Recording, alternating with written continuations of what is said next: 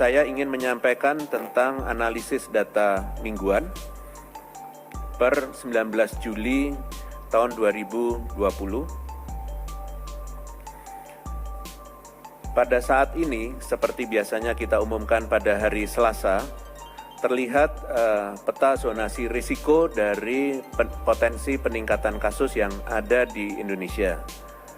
Pada saat ini, dalam perkembangan seminggu terakhir, ada 35 kabupaten kota dengan risiko tinggi, ada 169 kabupaten kota dengan risiko sedang, 210 kabupaten kota dengan risiko rendah, 52 kabupaten kota tidak ada kasus baru, artinya selama 4 minggu terakhir tidak dilaporkan kasus baru dan kasus yang ada sembuh 100%.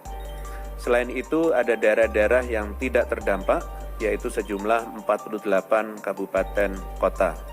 Kalau kita lihat kondisi seperti ini, terlihat bahwa daerah-daerah dengan risiko tinggi dalam 8 minggu terakhir, terlihat jumlahnya menurun dan berubah menjadi zona risiko sedang, rendah, dan tidak terdampak.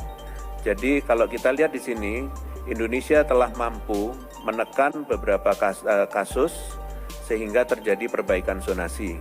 Namun demikian, ada beberapa daerah yang kasusnya masih tetap tinggi dan ini perlu perhatian yang sangat ketat untuk seluruh anggota masyarakat dan pimpinan daerah agar daerah-daerah ini zonanya bisa menjadi lebih baik. Selanjutnya, saya ingin menyampaikan tentang 13 kabupaten kota risiko tinggi yang telah menjadi risiko sedang. Di sini terlihat ada dari Provinsi Bali, ada Karangasem, Provinsi Gorontalo ada Bolango dan Kota Gorontalo. Sedangkan di Jawa Timur ada Sidoarjo, Mojokerto, Bojonegoro, serta Kota Mojokerto.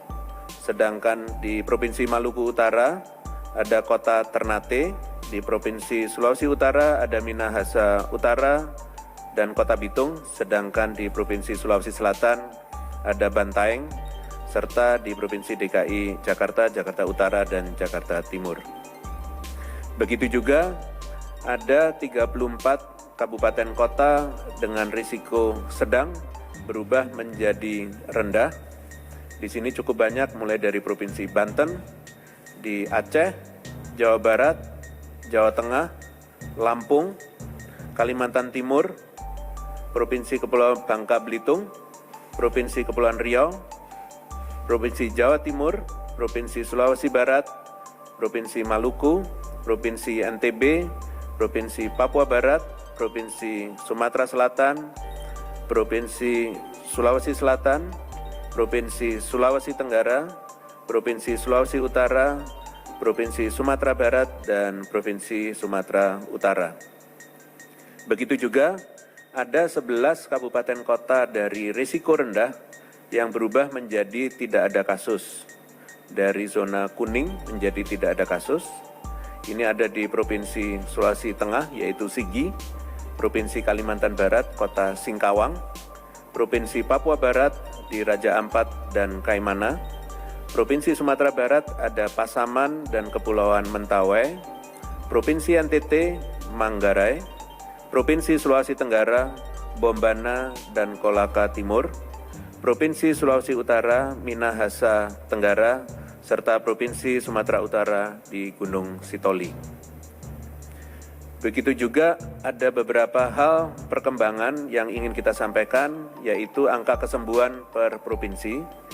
Terlihat bahwa rata-rata kesembuhannya secara nasional adalah 52,47%, di mana dari 34 provinsi yang ada di Indonesia, 23 provinsi dengan jumlah yang cukup banyak, dengan kesembuhan di atas angka nasional. Ini adalah kabar baik. Sedangkan masih ada juga 11 provinsi dengan kesembuhan di bawah angka nasional. Inilah yang harus kita dorong agar angka kesembuhannya naik secara rata-rata. Dan khususnya untuk persentase sembuh dari positif yang tertinggi itu berasal dari Kalimantan Barat dengan nilai 97,77%, Kepulauan Bangka Belitung 94,89%, Sulawesi Tengah 89,8%, Kalimantan Utara 88,89%, serta Kepulauan Riau 87,25%. Kalau dilihat dari angka kesembuhan tertinggi, jadi jumlah orangnya, di DKI Jakarta ada 10.405, di Jawa Timur 9.330, di Sulawesi Selatan ada 4.198, Jawa Tengah ada 3.183, dan di Jawa Barat ada 2.174. Pada saat sekarang, pemerintah Indonesia memprioritaskan ke 8 provinsi, terutama dalam penanganan COVID, karena 8 provinsi ini berkontribusi sekitar 74% dari total kasus yang ada di Indonesia, yaitu Provinsi Sumatera Utara, Provinsi Kalimantan Selatan, Provinsi Sulawesi Selatan, Provinsi Papua, DKI Jakarta, Jawa Barat, Jawa Tengah, dan Jawa Timur. Kami berharap bahwa provinsi-provinsi yang masih menjadi prioritas dan daerah-daerah dengan zonasi risiko tinggi dan sedang, untuk mari kita bersama-sama betul-betul menggalakkan promosi kesehatan dengan menjalankan protokol kesehatan, jaga jarak, menggunakan masker, dan sering cuci tangan. Dan kami berharap bahwa semua masyarakat menjaga imunitasnya, dan betul-betul kita semua bisa bekerja sama membuktikan bahwa mayoritas masyarakat Indonesia adalah disiplin menjalankan protokol kesehatan, dan kami juga berharap dengan cara seperti ini setiap minggu kita bisa menyampaikan kabar baik karena masyarakat Indonesia makin lama makin banyak yang sehat. Demikian kami sampaikan perkembangan terkini dari penanganan COVID-19. Terima kasih atas perhatiannya. Wassalamualaikum warahmatullahi wabarakatuh.